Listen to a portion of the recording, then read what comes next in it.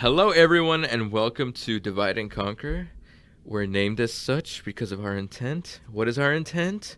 Well, we are a group of sport and performance psychology consultants and contractors here at Fort Polk, Louisiana, and we also fall under the Army Resilience Directorate, and you can find them on Facebook and Twitter at Army Resilience.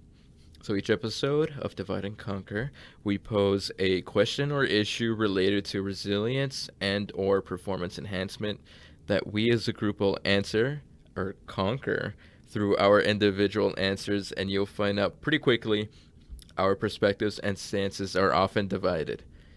So we hope you enjoy our take on today's question, which is, when it comes to performance enhancement, which should you strive to master first? Either mental training or physical training. Are we talking like youth sport, like as you're developing, what should you master first? Because if we're talking youth sport, so like from the start, I would argue that starting to master mental training should be the priority. Now, that does not mean you ignore or you don't work on physical training, technical, tactical, all of that stuff at the same time. Because, research supports mental and physical training benefiting an athlete when combined. Obviously, you can't ignore physical training, but I think from the start, youth athletes, spending time on the mental component, the mental growth, the mental mastery, is beneficial to prioritize because so much of performance later on depends on your mind. And if I'm a youth athlete and I'm starting to create beliefs about a sport, an environment, coaches, mistakes, I'm outlining feedback right now, but mindset. But I start to develop those beliefs about myself and sport, people, what have you, because of those experiences, and it's unchecked or it's not as accurate. Having the skill set to be able to adjust your mind early on sets you up for success later on. I think, additionally, the mental component of sport is really just a life skill. So from very early on, you're prioritizing a life development for somebody rather than prioritizing the physical training, which can go awry sometimes if you go too gung-ho. So in my opinion, from the start, youth sport, mental training. I would agree. And I think about why I'm in this field in the first place. And a lot of it is because I didn't know about these things when I was an athlete. And it pushed me to be in the field because I did a lot of the stuff on my own, through my own learning, through my own experience. And then I realized this is a whole field. And there's experts that help people do this on a regular basis. And so that's why I started to do it. So obviously there's going to be a bias there. And so I'm heavily skewed on the mental training side. I think that if you are prioritizing the mental aspect, you'll be practicing that, like Morgan said, not just in life, but you're also going to be practicing that when you're physically training. If you are prioritizing physical training, I don't think that will necessarily lend itself to the mental aspect all the time. So the way that I would think about that is, if I'm prioritizing my physical training, I'm just trying to go as hard as I can, as often as I can, whatever that might look like for you. If I am not intentional about what I'm doing mentally, I don't think you'll get the benefits there. Whereas I actually see, if you are prioritizing the mental side, it's almost like a 2-for-1. Like, it's only going to help facilitate some of that physical training. It's definitely going to help facilitate your mental training. And so that will make both easier, right? So for me, the two go hand in hand. However, I see that you need to have the intention and the focus with the mental training. I don't think that if you just attack physical training that, let's call it mental gains, will just happen because you're physically training. So at risk of sounding reductionistic, or I don't know what else you would call it, but there's might be a yes and type of position to take. I feel like, yes, people should strive to master both, particularly if they value, so if we're talking about athletes, if they value their performance, then obviously I think both should be priority. Granted, circumstances can change or alter one over the other, but it's hard not to lean towards prioritizing the mental aspect, the mental training, because of what has been discussed before. So, like, you're able to get more reps for the mental training through the physical training. Whereas, like you said, the opposite is not necessarily going to happen, but there's probably I don't know if I should say probably, but there might be a happy medium that exists and allows for both to coexist. Now, if there is a situation where I have to make a choice between the two, obviously I'm going to pick the mental training. And again, kind of like what Morgan was getting at, the context is going to matter. Ew, gross. The context is going to matter, because if it's youth athletes, I very much agree that these skills are life skills, and they're only going to be even more beneficial as that youth athlete grows grows up in society as an individual. And it's hard for me to advocate for, I don't know why I just conflate physical training with specialization in terms of sports, and it's hard for me to be an advocate for specialization at such a young age for youth athletes. Granted, we haven't specified an age, but I feel like the mental performance aspect lends itself much more to every and all other aspects of an individual's life and can only be beneficial. I'm going to semi-take a turn in the question, or make it more relevant to what we do with soldiers. So since we work with an Army population, do you all think that the Army tends to emphasize the mental or the physical training from the beginning? So if we're talking about, we were just discussing youth athletes, think about those soldiers coming into basic training, and then you transfer into school like AIT, and then you're growing up in the Army. Based on what we understand about soldiers and their journeys, what would you say that you think the Army is prioritizing? I've never been to really seen or spoken explicitly about what basic training entails, but from just hearing drill sergeants talk through our courses, just casually about what their experience with soldiers going through basic is, I would say that I think they start off in basic, tackling the mind, kind of bringing people into one Army. I don't know what that training entails, but that's just the general theme, I think. And then AIT would be more the technical, tactical focus. However, once they come to their installation and they're in their teams and platoons and units, companies, I feel like, from what I've heard, it sounds like the mental training falls off the scope, and it is physical, tactical, technical training, and the mental training is non-existent for the most part because they assume that it should be there. So I guess that mental, physical, and then mind kind of falls off the wagon, even though they're still growing and learning and mastering. It's more of a physical. An assumption on my part, I think some individuals might also expect a large extent of the technical, tactical, and physical training to facilitate the growth of the mental aspect, just by virtue of maybe doing things in a repetitious manner. Is that even a word? I don't know. And I think people, even outside of the Army, also expect the same thing too. And it's probably not as helpful as for people to take that stance and that belief. I hear that too, Diego, in that people, just from what I've heard through some of our interactions with soldiers, that you can either get it or you don't. And if you don't, then maybe you need to get out. So then back to maybe Marius can talk about this, since you had brought up that physical practice or physical repetitions don't necessarily lend itself to increasing your mindset or increasing the mental capabilities that we're looking for.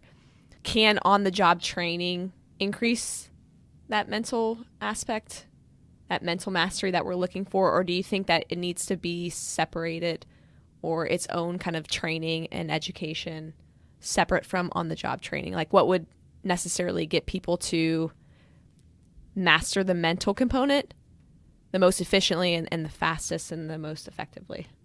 I think that any additional resources are always, or could always be helpful. However, I think that it comes back to the intentionality. And if you bring an intention to it, a purpose to it, there are gains to be made within on-the-job training, right? And like the way that I see it is that we all go through life. Some people end up being mentally tougher than others, right? And it's about how they are perceiving the things that they're going through, the reflection piece that they're doing, the work that they're doing on their own. And so, yes, maybe they could get even better mentally if they had additional resources. However, I don't think we can ever use that as an excuse to not be trying to do what we can in the moment, right? And so to me, that would look like, whether it's physical training, any training that you have in front of you, you can bring a mental component to it, right? You can set small goals for yourself, right? You can try to push yourself. You can create your own challenges that you're trying to accomplish. And so the way that I see it, then you have experts that you can then go to and get coached up and get additional resources. But there's no reason to not start right now. Absolutely. This kind of echoes what you had said earlier, Marius, about not knowing about the mental training side as you go through physical training growing up. And for me, it was similar. So didn't really grow up with the mental training aspect until college. Very much so a mental athlete, but it was only at college when I was actually introduced to consultants and working through that psychological component. And so I think about someone coming in at 18 or at 22, however old you are when you come in. Even if you haven't been exposed to it, does not mean that you can't start. You can absolutely be impactful. You had mentioned coaching, and so Jess, you had asked, like, how do you make this efficient? I think in my head, I was thinking, like, absolutely it could be on the job by it being intentional, Marius. I think the environment matters too. So coaching. You can make something mental through coaching or reinforce something psychological through what you say coaching-wise, the feedback that you give. Jess, you gave a lunch and learn discussion yesterday about trust and setting up the environment for having that psychological training being impactful on the job, just through the relationship you have with the people to your left and right, or leadership. So I just think absolutely you can bring the mental component of training to anything that you do if you have the environment, the trust to do so, but also the intentionality behind it. But that's a lot of, I think, the reason why we exist is to incorporate the mental training, or at least coach people to incorporate the mental training into their physicals, so that so that you see the best product, but also betterment of people throughout their time in the Army. I think to your point, Morgan, if we're doing our job successfully and the individuals that come to us for mental training, and if they're able to see progress, not just during the trainings that we offer, but in the everyday lives and their own, either whether it's work or personal, they're able to see the real progress as a result of the mental training that they underwent, that they experienced, then I think that not only quote unquote legitimizes what we do, but it goes to show how far these skills can be taken and they're not just for, performance enhancement in a professional setting, whether it's being a soldier, whether it's being an athlete. It can help build relationships, be a better listener, develop trust in the workplace between a group of people, amongst a group of people. And also, shout out to the Lunch and Learns. The first Wednesday of every month, Jess hosts them, and the first one was wonderful. So please sign up. There will be flyers on Facebook. I feel like a celebrity. Thanks. To reiterate what you all said, something I think that goes unnoticed or we don't tap into is over time we might up front really emphasize the mental aspect of who we are and to try and really instill these certain values, beliefs, practices, resilience, all of these buzzwords that I'll throw out. But we really try to build that resilience, buzzword. We try to build that up. We try to really hone in on that. And then over time, just like muscles, if we don't work them out, they atrophy. I think over time we forget that we need to practice those things. We need to talk about them. We need to physically get repetitions and mentally get repetitions and blend those things together to where, hey, we recognize that the mind has a part in the performance. Performance can impact cyclical, right? Our performance can then impact what we think and believe. And so understanding how all of those components go together and just not to forget that we trained it once, you should be good, but that we follow that up because it is so very important, just like physical health, that mental health is so important. And then not to assume that just because it's a one and done that we're good to go. I think that picture can really help because, anyone who's exercised or done any sort of weightlifting, strength and conditioning, it's like you have sets and reps, right? And you need the reps. Any sport, you need to put the reps in. And it's a lot easier because we don't see it, right? Because it's in our mind that you feel like you can do one training or you can read one book and that's the box is checked, right? But you need those same mental reps. And so when we were talking about it in the beginning, I think it's easy to achieve a certain level of success and you might have been doing something mentally and it brought you to like a physical standpoint of success. And then it's much easier to lose the mental side of it, to not repeat that and keep doing that than it is the physical. I think it's something about how tangible it is that we can see it. It's easier to reflect on, but that creates this dangerous position where, both you got there because both were hand in hand, right? The mental and the physical were playing off of each other. The examples that keep coming to mind are some basketball superstars, right? Like people like Michael Jordan, Kobe Bryant, LeBron James. They get better at a point where their physical attributes are starting to decline. And anyone that knows those guys or are familiar with their history, a lot of it, I don't know if everyone would attribute it to the mental game, but I would, because it's more film study, right? It's more relying on teammates, teamwork, all these things. And they're able to maximize their game at a time when physically it wouldn't make sense, right? Before this podcast started, we were talking about Tom Brady, right?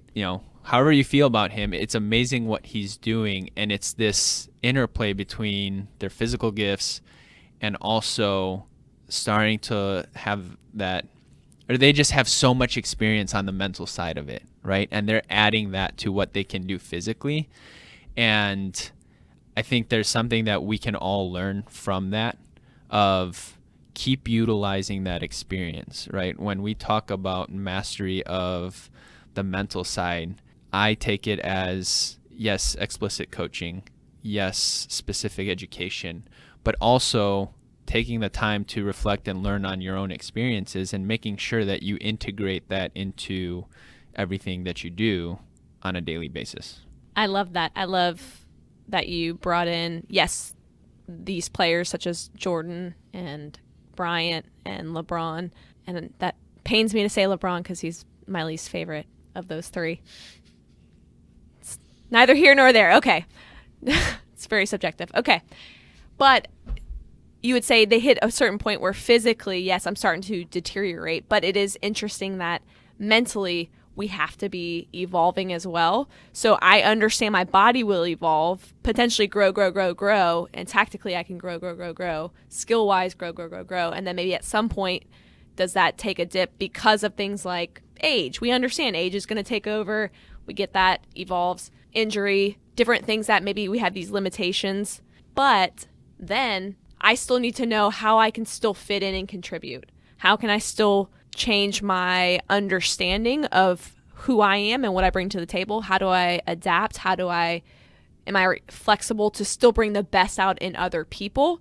And that's wonderful. And that requires, like you mentioned, Marius, those repetitions throughout to ensure that I'm not just like a one-trick pony. I don't just have this skill set and then I'm done, but I can constantly be adapting and flexing to where no matter what situation you put me in, I'm good to go. Jess, earlier you asked a really tricky question about what does the Army prioritize, whether it's mental or physical, or what that ebb and flow is like.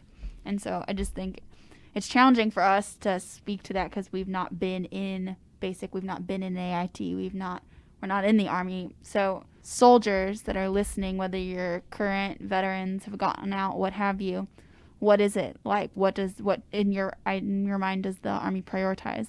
And if you're uncomfortable posting that directly underneath our YouTube video or on Facebook, private message us. We're still interested in your thoughts. We'll keep you anonymous, but we're absolutely interested in what y'all have to say about what the Army prioritizes, and is it beneficial for you or is it not? So feel free to message us, comment, anything, share your thoughts. I would say I would add on to that, in addition to maybe what you guys feel like the Army prioritizes, I would be curious to know what you can do within those priorities too, right? Like, I know that in my comments, like I talked a lot about how if you have that intention, if you're reflecting, like you can add it into your daily tasks, daily job. But I'm curious to know if you guys think that's actually possible, what that looks like for you, right? Because that's getting more into maybe like your own personal and individual priorities in addition to what maybe Big Army prioritizes overall. Let us know. On that note, I believe everybody got their thoughts out, so more or less. So yes, please leave your responses and or comments or questions on YouTube, Facebook, or message us on Facebook, and we will definitely read and respond to any and all comments, queries, complaints, what have you. With that, hope you all have a good, grand time, and we'll see you all on the next episode. Sayonara. Yes. Hi. Bye.